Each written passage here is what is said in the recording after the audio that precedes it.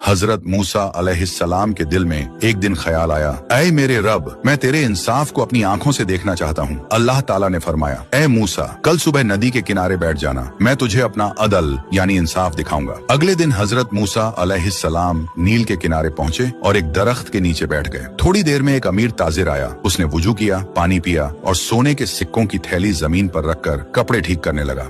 जल्दबाजी में वो थैली वहीं भूल गया और आगे निकल गया। कुछ देर बाद एक गरीब लकड़हारा वहाँ पहुंचा। उसने थैली देखी, खोली और सिक्के देखकर बोला, शुक्र है मेरे रब, और थैली लेकर चला गया। हजरत मूसा अलैहिस्सलाम ये सब देखते रहे। कुछ देर बाद एक बूढ़ा मुसाफिर वहाँ बैठा आराम कर रहा था कि अमीर ताजिर वापस लौटा। उसने थैली ढूंढनी शुरू की। जब नहीं मिली तो उसने समझा कि शायद इस बूढ़े ने ही ली होगी। गुस्से में उसने बूढ़े को मारना शुरू कर दिया। बूढ़ा कसम खाकर कहता रहा, मैंने कुछ नहीं लिया, लेकिन ताजिर ने बात न मानी, उसे बुरी तरह मारकर चला गया। यह देखकर हजरत मूसा अलैहिस्सलाम के दिल में सवाल उठा, ऐ मेरे रब, यहाँ तो तीनों बातें ही गलत हो गईं। थैली लकड़हारे ने ली, सजा बूढ़े को मिली, ये क्या हिकमत है? अल्लाह ताला ने फरमाया, ऐ मूसा, तुम जाहिर को देखते हो, मैं अंदर की हकीकत पर हुक्म देता हूँ। लकड़हारा जिसने थैली उठाई, उसके साथ वही ताजिर बरसों पहले धोखा कर चुका था, उसका हक मार लिया था। आज मैंने उसका हक उसे लौटा दिया, इसलिए वो थैली हलाल हुई। जहाँ तक बूढ़े मुसाफिर का मामला है, यही बूढ़ा जब जवान था, इसी ताजिर के बाप को रास्ते में लूट कर मार चुका था। ताजिर को पता नहीं था,